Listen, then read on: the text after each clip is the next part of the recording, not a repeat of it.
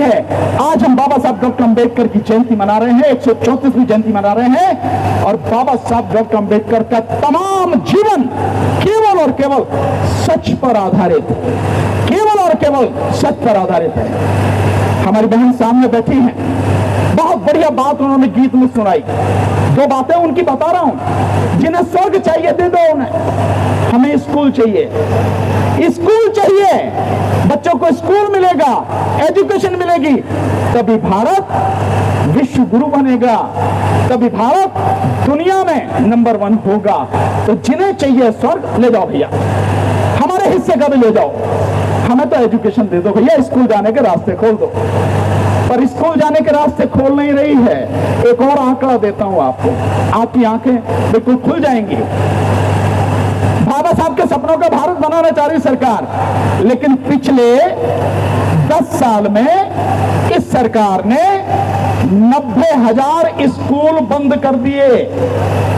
और इस उत्तर प्रदेश में, मेरठ जहां हम बैठे हैं इस समय बात कर रहे हैं, इस उत्तर प्रदेश में उत्तर प्रदेश की योगी सरकार ने 28,000 स्कूल बंद करने का ऐलान किया है। न्यूज़पेपर में ये रिपोर्ट छपी है, आप सब लोग जाके इसको देख लेना। और कारण देती है कि जहां 50 बच्चे से कम पढ़ रहे हैं, हम उन स्कूलों को बंद करने जा रहे हैं। मैं एक उदाहरण बताता हूं आपको, बल्कि 2 उदाहरण बताऊंगा, एक याद आ गया, अभी 2 बताऊंगा आपको।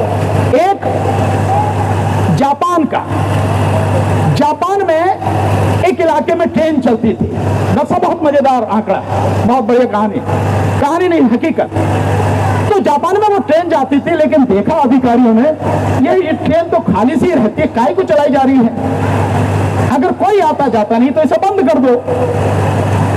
तो उन्होंने एक कमेटी बनाई, उस कमेटी से रिपोर्ट मांगी, कमेटी ने रिपोर्ट दी कि ये ट्रेन, इसमें केवल एक बच्ची जाती है, और बच्ची जाती है पढ़ने के लिए, स्कूल जाती है,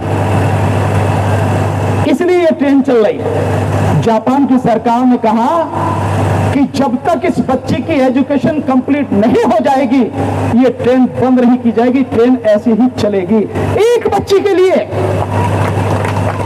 एक बच्ची के लिए ट्रेन चलाई जा रही है, और यह 50 बच्चे से कम है तो आप स्कूल बंद कर दे रहे हैं। कैसे विश्व गुरु बनोगे भाई मेरे? क्या है इंसान की जो कीमत आपकी नजर में? कुछ नहीं। एक और उदाहरण बताता हूं, आप चीजों को समझेंगे। इंडियन एक्सप्रेस में परसों की रिपोर्ट है, इंडियन एक्सप्रेस पढ़ना, फ्रंट पेज पे ही है।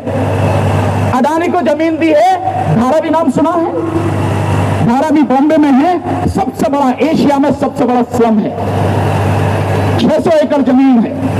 उस 600 एकड़ में से 296 एकड़ जमीन अडानी को दी है सरकार ने। उस जमीन की कीमत कम से कम 2 लाख करोड़ रुपए है, जिसे अडानी को मात्र 5,000 रुपए में दिया। 80% उसका हिस्सा। चलो कोई बात नहीं, आपने दे दी, मान लेंगे कि आपने लाखों की जमीन हजारों में दे दी, कोई दिक्कत नहीं है। पर इंसान की कीमत क्या है आपकी नजर में? अगर मैं आपको किसी कुएं के ढेर पे ले जाके बैठा दूं और कहूं यहां तेरा घर है, कैसा महसूस होगा आप सबको? बताओ ना। इंडियन एक्सप्रेस में यह रिपोर्ट लिखी है, परसों के ही न्यूज़पेपर में फ्रंट पेज पर, धारावी से जिन लोगों को हटाया जा रहा है, 50,000 लोगों को बॉम्बे में जो सबसे बड़ा कचरा घर है, जहां पूरी बॉम्बे का कचरा फेंका जाता है, सबसे बड़ा कचरा घर, उस कचरे के ढेर पर उन 50,000 लोगों को शिफ्ट किया जा रहा है। इंसानियत मर गई है क्या तुम्हारी? बिल्कुल। सरकार में रहने के काबिल हो क्या तुम? देश के प्रधानमंत्री ने एक शब्द भी इस पर नहीं बोला, जबकि देश के प्रधानमंत्री का बनाया हुआ मुख्यमंत्री वहां पर है। इंसान की कोई कीमत नहीं है। अगर वो गरीब है तो इंसान ही नहीं है, जानवर से भी बदतर है क्या वो? ये स्थिति है। तो आपको और हमको बहुत चीजें हैं, मैं आपको बताऊंगा, आपसे निवेदन भी करूंगा, एक बार सब लोग आइए। पर मैं आपको कुछ चीजें बताई हैं, और मैं कभी भी बेवजह की बात नहीं करता, झूठ नहीं करता, आंकड़ों पर बात करता हूं। जिसमें दम हो वो आंकड़ों पर जब चाहे आके बहस करे सामने, मैं वो बात करूं। तो मेरा आपसे निवेदन यह है कि देने वाला नहीं है। बाबा साहब को भी किसी ने दिया नहीं। अगर हम महाराजा बड़ौदा को उनको छोड़ दें, कुछ और लोग उनको छोड़ दें, तो बाकी किसी ने सपोर्ट नहीं किया। लेकिन उनकी आत्मशक्ति इतनी प्रबल थी, इस व्यवस्था को बदलने का जज्बा इतना जबरदस्त था कि कितनी भी कठिनाई आई वो रुके नहीं, कभी झुके नहीं, आगे बढ़ते रहे। और उसका नतीजा ये है कि आज हम लोग इस देश में आजादी की सांस लेते हैं, सर उठाकर सीना तान कर चलते हैं, सिर्फ और सिर्फ उनकी बदौलत।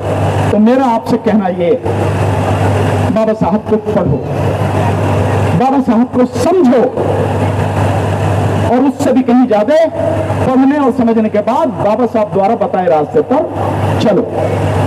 मैं आपको केवल 3 किताबें बता रहा हूं, ज्यादा नहीं। बाबा साहब का साहित्य बहुत बड़ा है, पर 3 किताबें हर किसी से मैं कहता हूं, वो कोई एससी समाज का हो, एसटी का हो, ओबीसी का, माइनॉरिटी का, जनरल का, हर किसी से कहता हूं, क्योंकि बाबा साहब ने कभी किसी के साथ भेदभाव नहीं किया, हर किसी को न्याय दिया। और न्याय देने के लिए कितने कटिबद्ध थे। जो हिंदू कोड बिल, क्या है हिंदू कोड बिल? इस देश की नारियों के सम्मान को, उन्हें आजादी दिलाने के लिए, उन्हें अधिकार दिलाने के लिए जो दस्तावेज है, उसी का नाम हिंदू कोड बिल है। और उस समय जब पंडित जवाहरलाल नेहरू जी की सरकार में कहने के बावजूद भी वो कानून नहीं बन सका, बाबा साहब डॉक्टर अंबेडकर ने इस्तीफा दिया। आज तो किसी में इतनी भी हिम्मत नहीं है कि कितने भी गुनाह करते रहेंगे और दुनिया को पता भी लग जाएंगे, फिर भी इस्तीफा दे दे। लेकिन जब हिंदू कोड बिल पास नहीं हुआ तो बाबा साहब डॉक्टर अंबेडकर ने इस्तीफा दिया और यह कह के दिया कि मैं कानून मंत्री होते हुए अपने देश की नारियों को अगर अधिकार नहीं दिला सकता तो इस पद पर बने रहने का मेरा क्या मतलब है। इसलिए उन्होंने इस्तीफा